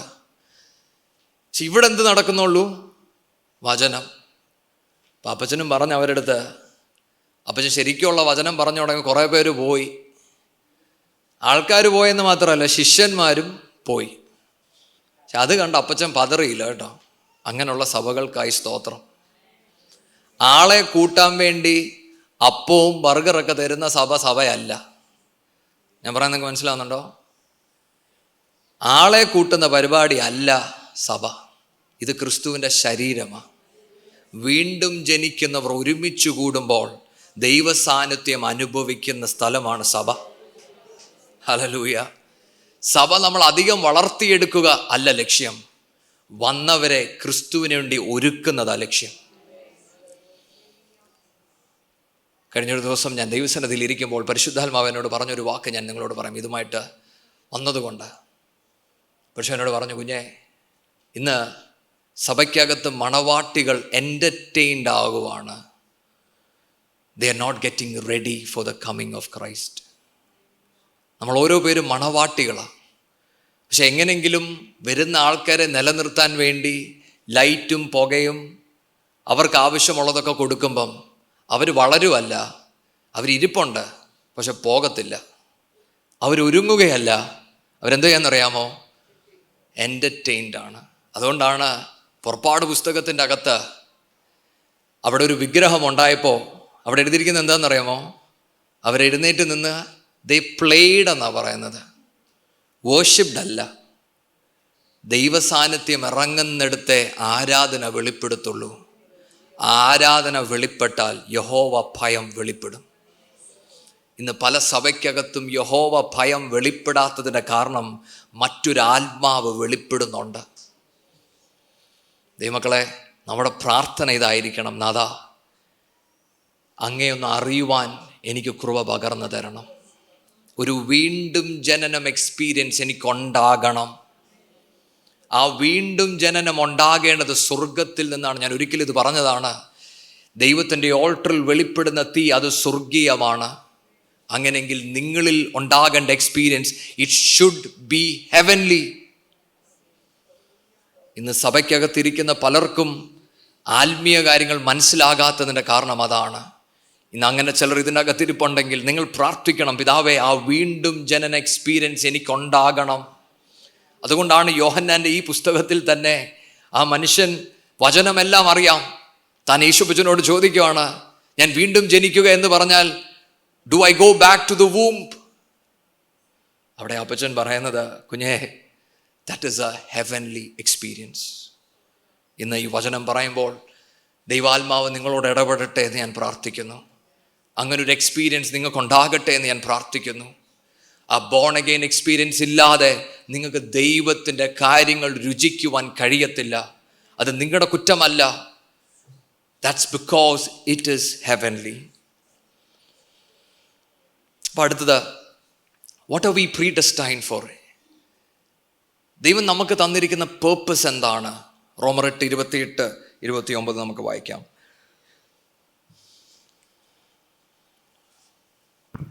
എന്നാൽ ദൈവത്തെ സ്നേഹിക്കുന്നവർക്ക്, നിർണയപ്രകാരം വിളിക്കപ്പെട്ടവർക്ക് തന്നെ സകലവും നന്മയ്ക്കായി കൂടി വ്യാപരിക്കുന്നു എന്ന് നാം അറിയുന്നു. അവൻ മുന്നറിഞ്ഞവരെ തൻ്റെ പുത്രൻ അനേകം സഹോദരന്മാരിൽ ആദ്യജാതനാകേണ്ടതിന് അവൻ്റെ സ്വരൂപത്തോട് അനുരൂപരാകുവാൻ മുൻ നിയമിച്ചുമിരിക്കുന്നു. അവൻ്റെ സ്വരൂപത്തോട് അനുരൂപമാകുവാൻ നമ്മളെ മുൻ നിയമിച്ചിരിക്കുന്നു. ഇതെന്നോടും നിങ്ങളോടും പറയുന്നത് എന്താണെന്നറിയാമോ? ഈ ലോകക്കാരും ഞാനും തമ്മിലൊരു വ്യത്യാസമുണ്ട്. ഈ ലോകത്ത് നമ്മൾ പലരുടെയും നിന്നും കൗൺസിൽ എടുത്താൽ അവർ പറയും, കുഞ്ഞെ, നിനക്കൊരു ലക്ഷ്യമുണ്ടായിരിക്കണം, നിനക്കൊരു സ്വപ്നമുണ്ടായിരിക്കണം, നീ ചിലതിനെ മുന്നമേ കാണണമെന്ന് പറയും. പക്ഷെ ഒരു ആത്മീയന് ലോകത്തോട് പറയുവാൻ ഒന്നുണ്ട്. എന്താണെന്നറിയാമോ? എൻ്റെ ദൈവത്തിന് എന്നെക്കുറിച്ചൊരു സ്വപ്നമുണ്ട്. ഹല്ലേലൂയ. അതുകൊണ്ട് എനിക്ക് സ്വപ്നങ്ങളൊന്നും വേണ്ട. പിന്നെന്തോ എൻ്റെ ലക്ഷ്യം? എൻ്റെ നാഥൻ ആ സ്വപ്നം എൻ്റെ ജീവിതത്തിൽ വെളിപ്പെടുമ്പോൾ എൻ്റെ ലക്ഷ്യം ഒന്നു മാത്രം: പുത്രൻ്റെ മുഖത്തോട് നോക്കി അവനോട് അനുരൂപമാകുക എന്നതായിരിക്കണം എൻ്റെ ലക്ഷ്യം. ഹല്ലേലൂയ. മറ്റൊരർത്ഥത്തിൽ, ഞാൻ എൻ്റെ ജീവിതത്തിൽ എനിക്കെതിരെ ചിലവർ പ്രവർത്തിക്കുമ്പോൾ എൻ്റെ ഓപ്പർച്യൂണിറ്റി പോകുമെന്നുള്ള ഭയമൊന്നും എനിക്ക് വേണ്ട. കാരണം എനിക്കറിയാവുന്ന ഒന്നുണ്ട്: എൻ്റെ നാഥൻ എന്നെ അപ്പച്ചനെ പോലെ ആക്കുവാൻ വേണ്ടി എൻ്റെ മേലൊരു പണി നടന്നുകൊണ്ടിരിക്കുകയാണ്. ഹല്ലേലൂയ. നമുക്ക് ഇതാണ് ആത്മീയ അനുഗ്രഹം. നിങ്ങളുടെ ജീവിതത്തിൽ എന്ത് സംഭവിച്ചാലും, ആര് വഴി അടച്ചാലും, ദൈവം അറിയാതെ എൻ്റെ ജീവിതത്തിൽ ഒരു വഴിയും അടയത്തില്ലെന്നുള്ള ബോധ്യമാണ് ഒരു ആത്മീയനുണ്ടാകേണ്ടത്. നമ്മൾ ആരെയും ഇൻഫ്ലുവൻസ് ചെയ്യേണ്ട ആവശ്യമില്ല. നമ്മൾ ആരോടും നമ്മുടെ ആവശ്യങ്ങൾ പറയേണ്ട ആവശ്യമില്ല. അറിയാവുന്ന ഒരു സ്വർഗസ്ഥനായ പിതാവ് എനിക്കുണ്ടെന്നുള്ള ബോധ്യമാണ് നിന്നെ ലോകത്തിന്റെ മുന്നിൽ കാണിക്കുന്നത്. ഇവൻ വ്യത്യസ്തൻ. ദൈവമക്കളെ, നമ്മുടെ പ്രാർത്ഥന എപ്പോഴും അതായിരിക്കണം. പിതാവേ, അങ്ങേപ്പോലെ ഞാൻ ആയി മാറണം. നമ്മുടെ ജീവിത യാത്രയ്ക്കകത്ത് നമ്മുടെ ജീവിതത്തിൽ എന്ത് നടക്കുമ്പോഴും നമ്മുടെ പ്രാർത്ഥന ഇതായിരിക്കണം: അപ്പാ, അങ്ങെന്നിൽ തുടങ്ങി വെച്ച ഈ പണി നിന്നു പോകരുത്. ഇന്ന് അനേകർ സഭയ്ക്കകത്ത് വരുമ്പോൾ അവർ ദൈവത്തിൻ്റെ ദൂത് കേൾക്കുന്നുണ്ട്, വചനം കേൾക്കുന്നുണ്ട്, പക്ഷെ ദൈവത്തിന് അവരുടെ മേൽ ആ പണി ചെയ്യുവാൻ കഴിയുന്നില്ല. കാരണം അവർ സമർപ്പിക്കുന്നില്ല. അവരുടെ ചോദ്യം പലപ്പോഴും ഇതാണ്: പിതാവേ, ഞാൻ അങ്ങേ അറിഞ്ഞു, അങ്ങ് പറയുന്നത് ഞാൻ അനുസരിക്കുന്നു, പക്ഷെ എൻ്റെ ആഗ്രഹം അത് നടക്കണം. അതുകൊണ്ടാണ് ദൈവം പഠിപ്പിക്കുമ്പോൾ, യേശു പറയുന്നത്, മാമോനെയും ദൈവത്തെയും നിങ്ങൾക്ക് സേവിക്കുവാൻ കഴിയത്തില്ല. അതുകൊണ്ടാണ് പറയുന്നതെന്നറിയാമോ? നിങ്ങൾക്ക് ശമ്പളം കിട്ടണമെങ്കിൽ നിങ്ങളെ ജോലിക്കെടുത്തവർ പറയുന്ന പോലെ നിങ്ങൾ ചെയ്യണം, ഇല്ലേ? അപ്പൊ നമ്മൾ അത് ചെയ്യുമ്പം നമ്മൾ ആർക്കാണ് സബ്മിസീവ് ആയത്? മാമോന്. എന്നിട്ട് നമ്മൾ ദൈവത്തെ എന്തിനാ വിളിക്കുന്നേ? ദൈവമേ, മാമോൻ കുറച്ചുകൂടെ കാശ് എനിക്ക് തരണേ എന്ന്. നിങ്ങൾ ശ്രദ്ധിച്ചോ? അപ്പൊ ദൈവം പറയണോ, കുഞ്ഞെ, ഇത് രണ്ടും കൂടെ പറ്റത്തില്ല. അപ്പൊ നീ ഇതിനെ തിരിക്കണം എന്ന് പറഞ്ഞാ നീ ദൈവത്തോട് പറയണം: അപ്പച്ച, I am completely surrendered to you. മാമോൻ എൻ്റെ മേൽ ഒരു അവകാശവും ഇല്ല. ശമ്പളം തന്നില്ലേലും കുറഞ്ഞാലും കൂട്ടിയാലും ഞാൻ നിൽക്കേണ്ടടുത്ത് നിൽക്കും. ഞാൻ പറയുന്നത് നിങ്ങൾക്ക് മനസ്സിലാവുന്നുണ്ടോ?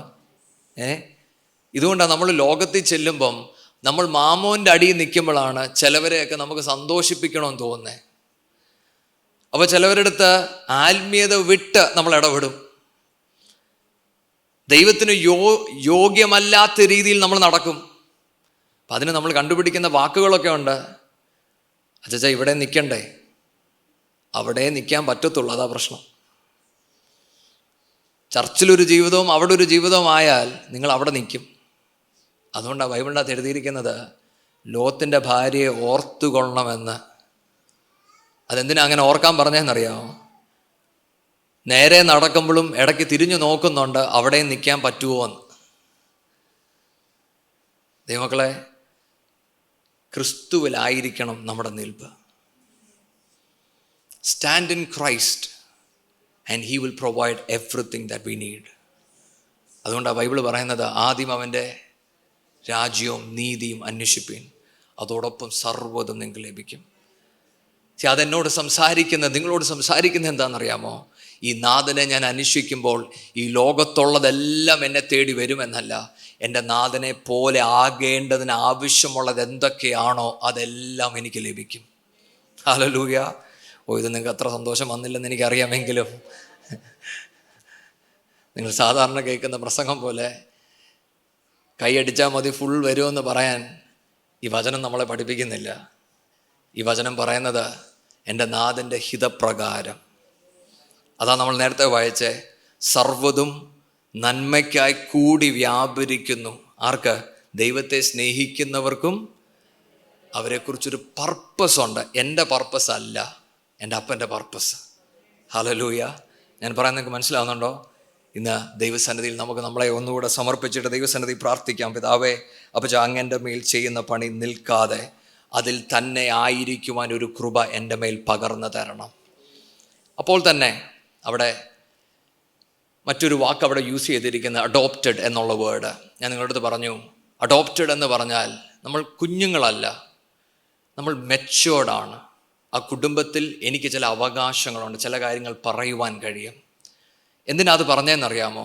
ഈ ഭൂമിയിൽ ഞാനും നിങ്ങളും നടക്കുമ്പോൾ നമ്മൾ മെച്യൂർഡായിരിക്കണം, നമ്മൾ റെസ്പോൺസിബിൾ ആയിരിക്കണമെന്ന് പറയേണ്ടതിനാണ്. എങ്ങനെങ്കിലുമല്ല, നമ്മളെ കാണുന്നവർക്ക് മനസ്സിലാകണം ഇവൻ ക്രിസ്തുവിൻ്റെ മകനാണ്. ഇല്ലേ, നമ്മുടെ കുഞ്ഞുങ്ങൾ സഭയിൽ വരുമ്പോൾ, കുറച്ച് വളർന്നു വരുമ്പോൾ അവർ ചെയ്യുന്ന ഓരോ കാര്യം കാണുമ്പോൾ നമുക്കൊരു പ്രൗഡ് ഫീലിംഗ് ഉണ്ടല്ലേ. ആ പ്രൗഡ് ഫീലിംഗ് എപ്പോഴാണ് വരുന്നത്? അവർ മെച്യൂരിറ്റിയിൽ നടക്കുന്നു എന്ന് കാണുമ്പോഴാണ്.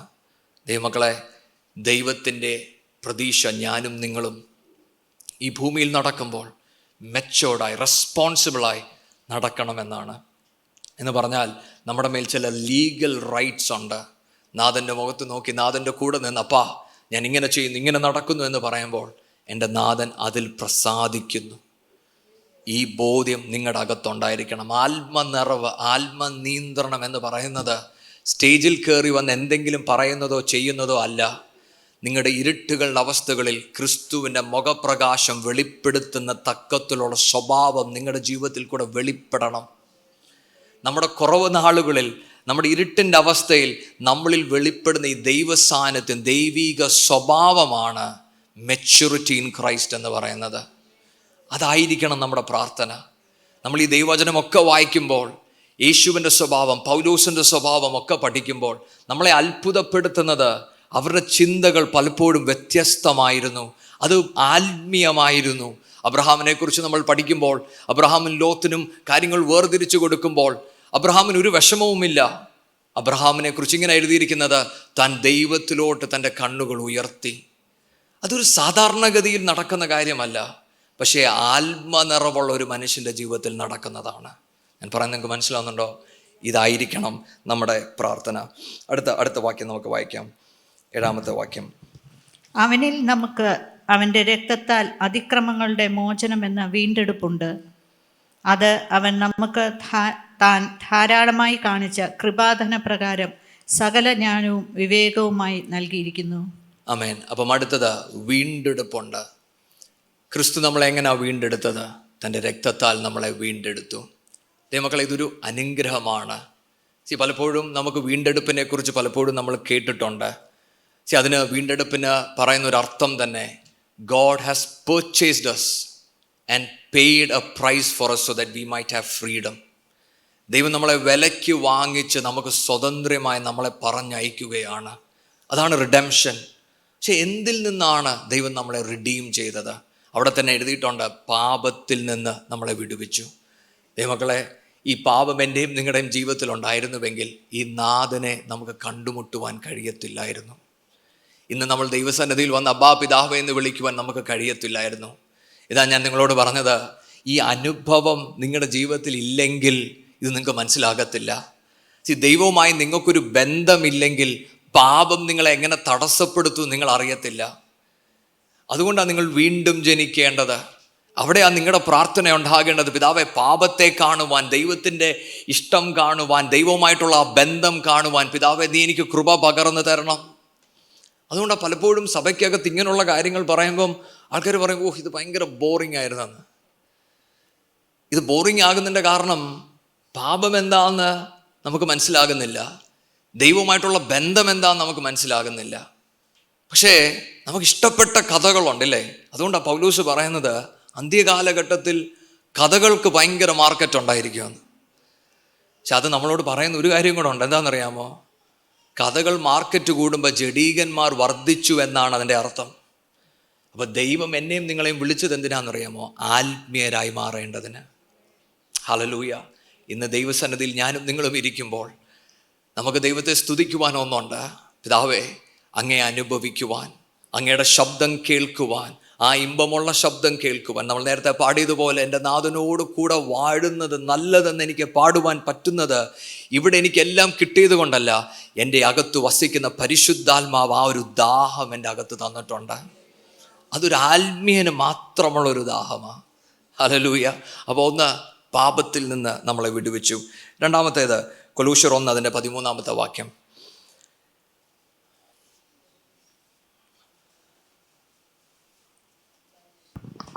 നമ്മെ ഇരുട്ടിൻ്റെ അധികാരത്തിൽ നിന്ന് വിടുവിച്ച് തൻ്റെ സ്നേഹസ്വരൂപനായ പുത്രൻ്റെ രാജ്യത്തിലാക്കി വെക്കുകയും ചെയ്ത പിതാവിന് സന്തോഷത്തോടെ സ്തോത്രം ചെയ്യുന്നവരാകണമെന്നും അപേക്ഷിക്കുന്നു. ആമേൻ. അപ്പോൾ രണ്ടാമത് ദൈവം നമ്മൾ എന്തിൽ നിന്ന് വിടുവിച്ചെന്നറിയാമോ? പിശാചിൻ്റെ കയ്യിൽ നിന്ന് നമ്മളെ വിടുവിച്ചു. നമ്മൾ നേരത്തെ അടിമകളായിരുന്നു. ആർക്ക്? പിശാചിന്. ഒരു കർത്തൃദാസൻ പറയുന്ന ഒരു കാര്യമുണ്ട്. പലരുടെയും ജീവിത സാക്ഷികൾ നമ്മൾ കേൾക്കുമ്പോൾ ചിലർ പറയും, ഞാൻ ഒരുപാട് കൊല ചെയ്തിട്ടുണ്ട്, ഞാൻ ഒരുപാട് വലിയ പ്രശ്നക്കാരനാണെന്ന് പറയുമ്പോൾ ഈ ഭക്തനായ മനുഷ്യൻ പറയുന്നത്, ഞാനും പുള്ളിയുമായിട്ടുള്ള വ്യത്യാസം എന്താണെന്നറിയാമോ? ഞാനും പിശാചിൻ്റെ അടിമയായിരുന്നു, ആ പുള്ളിയും പിശാചിൻ്റെ അടിമയായിരുന്നു. പക്ഷെ പിശാച് ആ മനുഷ്യനെ ഒരു കൊലയാളിയാകുവാൻ വിട്ടു. ദൈവം അവിടെ എന്നെ സൂക്ഷിച്ചു. ഞാൻ പറയുന്നത് നിങ്ങൾ ശ്രദ്ധിച്ചോ? നമ്മൾ കുറച്ചു നാളും കൂടെ പിശാചിന് അടിമകളായിരുന്നുവെങ്കിൽ നമ്മൾ എവിടെ ചെന്നെത്തുമെന്ന് നമുക്ക് പറയുവാൻ കഴിയത്തില്ല. ഒരുപക്ഷെ നിങ്ങൾ ഇന്ന് ഈ വചനം കേൾക്കുമ്പോൾ നിങ്ങൾ എന്നോട് പറയുമായിരിക്കും, സഹോദര, ഈ ലോകത്തിലിരിക്കുന്ന എല്ലാവരും കൊലയാളികളല്ലല്ലോ, എല്ലാവരും പ്രശ്നക്കാരല്ലല്ലോ. ശരിയാണ്. അതുകൊണ്ടാണ് ദൈവവചനത്തിൻ്റെ അകത്ത് ഇങ്ങനെ പറയുന്നത്, ഈ പാപത്തിന് ഒരു വഞ്ചനയുണ്ട്. അപ്പം പിശാച് നമ്മളെ അടിമയാക്കുക മാത്രമല്ല, നമ്മളെ വഞ്ചിക്കും. ശരിയായിട്ടുള്ളതിനെ തെറ്റെന്നും തെറ്റായിട്ടുള്ളതിനെ ശരിയായിട്ടും കാണിക്കുന്ന ഒരു വഞ്ചന ശക്തി ഇതിൻ്റെ അകത്തുണ്ട്. ഇതിൽ നിന്നൊക്കെ എൻ്റെ നാഥൻ വിടുവിച്ചു നമ്മളെ. ഹല്ലേലൂയ. പിശാചിൻ്റെ ആ കിങ്ഡത്തിൽ നിന്ന് എന്നെ മാറ്റി എന്ന് പറയുമ്പോൾ അതിൻ്റെ അർത്ഥം I am free to walk in this world. ഇനിയും എനിക്ക് പിശാചിനെ പേടിക്കേണ്ട ആവശ്യമില്ല. ഹല്ലേലൂയ. ഞാൻ കുറച്ചുകൂടെ കയറ്റി പറഞ്ഞാൽ, പോരാട്ടമൊന്നും എനിക്ക് വിഷയമല്ല. അതുകൊണ്ടാണ് നമ്മൾ ഈ എഫേസ്യ ലേഖനം പഠിക്കുമ്പോൾ മറ്റൊരു കർത്തദാസൻ പറയുന്നത്, താൻ ഇതിനെ തിരിച്ചിരിക്കുന്ന 3 രീതിയിലാണ്. ഒരു ആത്മീയൻ ക്രിസ്തുവുമായിട്ടുള്ള തൻ്റെ ഇരിപ്പ്, ലോകത്തിൽ തൻ്റെ നടപ്പ്, പിശാചുമായിട്ടുള്ള തൻ്റെ നിൽപ്പ്. ഞാൻ പറയുന്നത് മനസ്സിലാവുന്നുണ്ടോ? പിശാചിനെ കാണുമ്പോൾ പുള്ളി ഓടുന്നുമില്ല, പോരാടുന്നുമില്ല, അവിടെ നിൽക്കുക. എന്താ കാര്യം എന്നറിയാമോ? ക്രിസ്തു തൻ്റെ കൂടെയുണ്ട്. ഹല്ലേലൂയ. അപ്പം പിശാചിൽ നിന്ന് നമ്മളെ വിടുവിച്ചു. അടുത്തത് ഗലാത്യർ 1 അതിൻ്റെ 4-ാമത്തെ വാക്യം. കർത്താവായ യേശു ക്രിസ്തുവിങ്കിൽ നിന്നും നിങ്ങൾക്ക് കൃപയും സമാധാനവും ഉണ്ടാകട്ടെ. അടുത്ത വാക്യം കൂടെ. അവന് എന്നേക്കും മഹത്വം. ആമേൻ. ക്രിസ്തുവിൻ്റെ കൃപയാൽ നിങ്ങളെ വിളിച്ചവനെ വിട്ട് നിങ്ങൾ ഇത്ര വേഗത്തിൽ വേറൊരു സുവിശേഷത്തിലേക്ക് മറിയുന്നത് കൊണ്ട് ഞാൻ ആശ്ചര്യപ്പെടുന്നു. എൻ്റെ ഗലാത്യർ 1 അതിൻ്റെ 3-ാമത്തെ വാക്യം വായിക്കാം. 1 അതിൻ്റെ 3-ാമത്തെ വാക്യം. പിതാവായ ദൈവത്തിങ്കൽ നിന്നും നമ്മുടെ ദൈവവും പിതാവുമായവൻ്റെ ഇഷ്ടപ്രകാരം ഇപ്പോഴത്തെ ദുഷ്ടലോകത്തിൽ നിന്ന് നമ്മെ വിടുവിക്കേണ്ടതിന് നമ്മുടെ പാപങ്ങൾ നിമിത്തം തന്നെത്താൻ ഏൽപ്പിച്ചു കൊടുത്തവനായി നമ്മുടെ കർത്താവായ യേശു ക്രിസ്തുവിങ്കിൽ നിന്നും നിങ്ങൾക്ക് കൃപയും സമാധാനവും ഉണ്ടാകട്ടെ. ആമേൻ. നിങ്ങൾ ആ 3-ാമത്തെ വാക്യം നിങ്ങൾ ശ്രദ്ധിച്ചോ? അപ്പോൾ ക്രിസ്തു നമ്മളെ എന്തിൽ നിന്ന് വിടുവിച്ചു? ദുഷ്ട ലോകത്തിൽ നിന്ന്. ശ്രദ്ധിച്ചോ? പാപത്തിൽ നിന്ന് വിടുവിച്ചു, പിന്നെ പിശാചിൽ നിന്ന് വിടുവിച്ചു, നമ്മൾ വസിക്കുന്ന ഈ ദുഷ്ട ലോകം.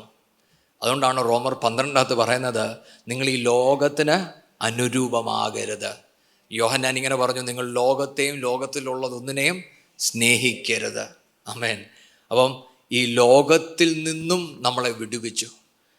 അപ്പം ഈ ലോകത്തിൽ നിന്ന് വിടുവിച്ചിട്ടും ലോകത്തിലുള്ള ഇഷ്ടങ്ങൾ എൻ്റെ അകത്ത് കിടപ്പുണ്ടെങ്കിൽ എന്താണ് പ്രശ്നം? എന്നിലുള്ള പ്രശ്നമാണ്. കണ്ടോ?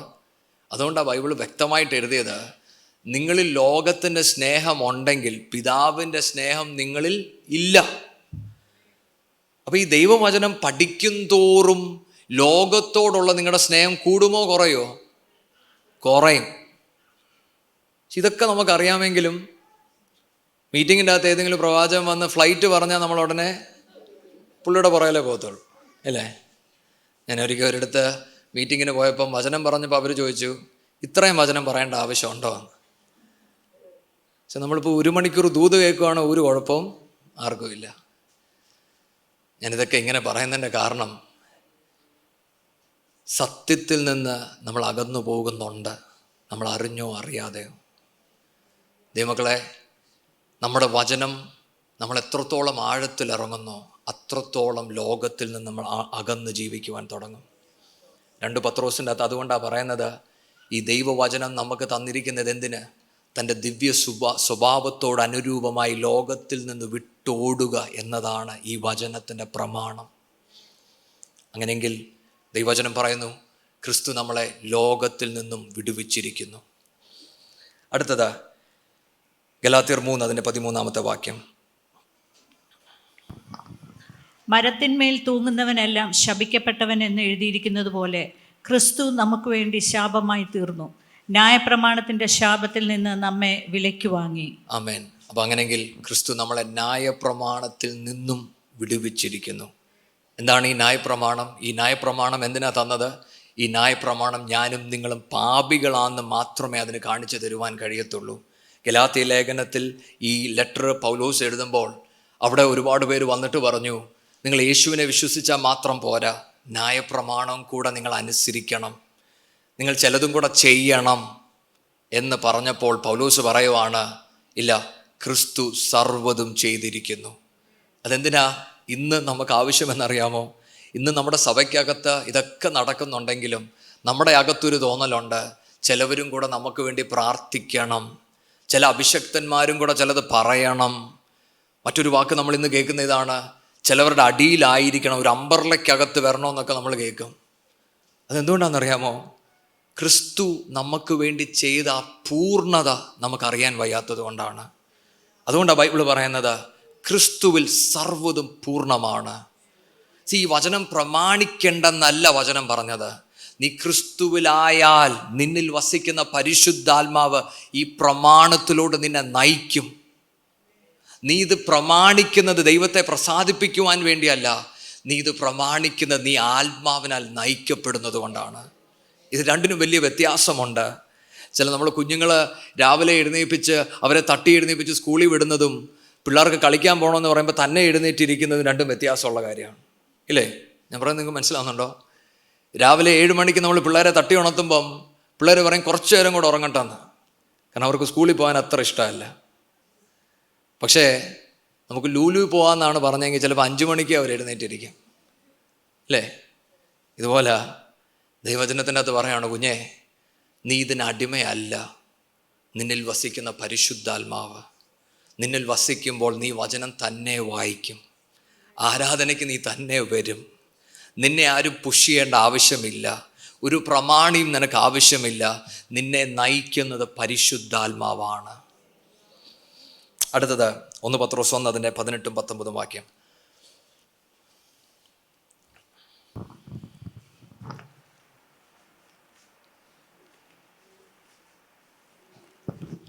വ്യർത്ഥവും പിതൃപാരമ്പര്യവുമായുള്ള നിങ്ങളുടെ നടപ്പിൽ നിന്ന് നിങ്ങളെ വീണ്ടെടുത്തിരിക്കുന്നത് പൊന്ന്, വെള്ളി മുതലായ അഴിഞ്ഞു പോകുന്ന വസ്തുക്കളെ കൊണ്ടല്ല, ക്രിസ്തു എന്ന നിർദോഷവും നിഷ്കളങ്കവുമായ കുഞ്ഞാടിൻ്റെ വിലയേറിയ രക്തം കൊണ്ടത്രേ എന്ന് നിങ്ങൾ അറിയുന്നുവല്ലോ.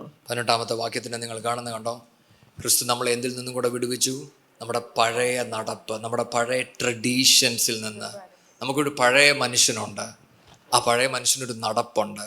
ചിലപ്പോഴൊക്കെ നമുക്ക് ഈ ട്രഡീഷനൊക്കെ ഭയങ്കര ഇഷ്ടമാണ്. എൻ്റെ പപ്പയുടെ പപ്പ എന്നൊക്കെ പറഞ്ഞ് നമ്മൾ ട്രഡീഷനെ കുറിച്ച് പറയും. പക്ഷെ അപ്പച്ചൻ പറയുവാണ്, കുഞ്ഞെ, ഇതിൽ നിന്നൊക്കെ നിന്നെ ഞാൻ വിടുവിച്ചു. എന്തിന്? ക്രിസ്തുവിൽ പൂർണ്ണ സ്വാതന്ത്ര്യത്തോടെ നടക്കുവാൻ ദൈവം നമ്മളെ വിടുവിച്ചിരിക്കുകയാണ്. ഹല്ലേലൂയ. വേഗം ഒരു വാക്യം കൂടെ പറഞ്ഞിട്ട് ഞാൻ വേഗം നിർത്താം. അതിൻ്റെ 14-ാമത്തെ വാക്യം കൂടെ വായിക്കാം. എഫേസ്യർ 1 അതിൻ്റെ 14-ാമത്തെ വാക്യം. പണ്ട് നിങ്ങളുടെ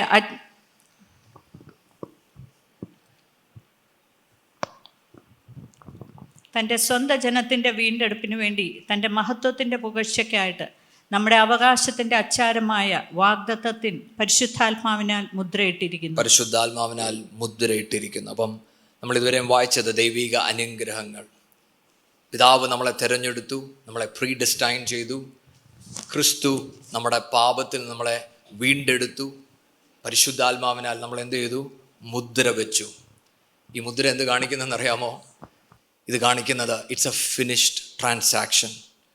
മറ്റൊരർത്ഥത്തിൽ നമ്മളൊരു സ്ഥലം മേടിക്കാൻ പോകുമ്പം അവർ നമുക്ക് ആധാരം തരുമ്പം അവരൊരു സീല് ചെയ്യും. ആ സീൽ എന്തോ കാണിക്കുന്നതെന്നറിയാമോ? ഞാൻ ഈ പുള്ളിക്ക് കൊടുക്കാനുള്ള ഫുൾ കാശ് ഞാൻ കൊടുത്ത് തീർത്തു, ഇനിയും ഇത് എനിക്ക് സ്വന്തം എന്നതുപോലെ പരിശുദ്ധാത്മാവിൻ്റെ മുദ്ര എൻ്റെയും നിങ്ങളുടെയും ജീവിതത്തിലുണ്ട്. അത് കാണിക്കുന്നൊന്നുണ്ട്, എൻ്റെ നാഥൻ സർവ്വതും ക്രൂശിന്മേൽ കൊടുത്തു കഴിഞ്ഞു, ഇനി ഞാനും നിങ്ങളും ഒന്നും ചെയ്യണ്ട, എൻ്റെ നാഥൻ സർവ്വതും ചെയ്ത് കഴിഞ്ഞു. രണ്ടാമത് കാണിക്കുന്നത് ഇനിയും ഇത് എൻ്റേതല്ല, ഇത് ക്രിസ്തുവിൻ്റേതാണ്. Jesus is the owner of this property. Hallelujah. നമ്മൾ ഈ ലോകത്ത് നടക്കുമ്പോൾ എൻ്റേതെന്നല്ല, ഞാൻ ക്രിസ്തുവിൻ്റേതാണ്. ലോകം കാണേണ്ടത് അതായിരിക്കണം. മൂന്നാമത് ഈ ഓണർ ചെയ്യുന്ന മൂന്നാമത്തെ കാര്യം എന്താണെന്നറിയാമോ? There is A security and A protection. മനസ്സിലാകുന്നുണ്ടോ? നിങ്ങളൊരു ജോലി സ്ഥലത്ത് പോകുമ്പോൾ ഒരു ആർമിയിൽ ഒരാൾ കിട്ടും, അല്ലെങ്കിൽ ഒരു ഗവൺമെൻറ് ജോലി കിട്ടുമ്പം അവരുടെ ജോലി എന്തുവാ? നിങ്ങൾക്ക് ആവശ്യമുള്ളതൊക്കെ അവർ പ്രൊവൈഡ് ചെയ്യും. അങ്ങനെയെങ്കിൽ ഈ പരിശുദ്ധാത്മാവിനെ എൻ്റെ മേൽ സീൽ ചെയ്തതിൻ്റെ അർത്ഥം എന്താണെന്നറിയാമോ? എനിക്കൊന്നിനും കുറവുണ്ടാകുകയില്ല. എന്നെ കാക്കുന്ന നാഥൻ എൻ്റെ കൂടെയുണ്ട്.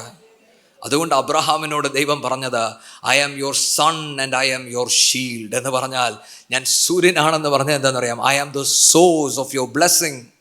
ഐ ആം യുവർ ഷീൽഡ് എന്ന് പറഞ്ഞാൽ ഐ ആം യുവർ പ്രൊട്ടക്ഷൻ. ദൈവമക്കളെ, പരിശുദ്ധാത്മാവ് നിങ്ങളിൽ വസിക്കുന്നുവെങ്കിൽ മറ്റാരും നിങ്ങളെ പ്രൊട്ടക്റ്റ് ചെയ്തില്ലെങ്കിലും ദൈവത്തിൻ്റെ ദൂതന്മാർ നിങ്ങൾക്ക് വേണ്ടി ഇറങ്ങി വരും. ഹല്ലേലൂയ. പ്രവാചകന്റെ ദാസൻ പറഞ്ഞു, നമുക്കെതിരെ ഒരു വലിയ സൈന്യം നിൽക്കുന്നെന്ന് പറയുമ്പോൾ ആത്മീയന് പറയുവാനുണ്ട്, സ്വർഗത്തിന്റെ സൈന്യം എനിക്ക് വേണ്ടി ഇറങ്ങി വരും. അടുത്തത് ഓതന്റിസിറ്റി എന്ന് പറഞ്ഞാൽ, നമ്മൾ ലുലുവിലൊക്കെ പോകുന്ന നേരം നമ്മൾ ഒരുപാട് സാധനങ്ങൾ ഇരിക്കുന്നതാണ്. ഇപ്പോൾ ഒരു മയോണൈസോ അല്ലെങ്കിൽ നമുക്ക് ഇഷ്ടപ്പെട്ട ജാമോ, അപ്പം അതിൽ കമ്പനി പേര് സ്പെല്ലിങ് മാത്രം മാറ്റി മാറ്റി നിൽക്കുന്നതാണ്. അപ്പം ഇത് ഏതാ ശരിക്കും ഉള്ളതെന്ന് നമുക്ക് മനസ്സിലാകത്തില്ല. അപ്പോൾ ഓണർ പറയും, അതിൻ്റെ മേൽ ഞങ്ങളുടെ സീലുണ്ടെങ്കിൽ അതാണ് ഒറിജിനൽ. ദൈവമക്കളെ, ഈ പരിശുദ്ധാത്മാവിൻ്റെ സീൽ എന്നോടും നിങ്ങളോടും പറയുന്നത് എന്താണെന്നറിയാമോ? You are A child of God. Hallelujah. അതുകൊണ്ട് ആ വചനം പറയുന്നത്, നിങ്ങളിൽ ആത്മാവ് വസിക്കുന്നില്ല എങ്കിൽ നിങ്ങൾ പുത്രന്മാരല്ല. 1. 2, ഇതേ പരിശുദ്ധാത്മാവ് നിങ്ങളുടെ മേലൊരു വിറ്റ്നസ്സായിട്ട് നിൽക്കും.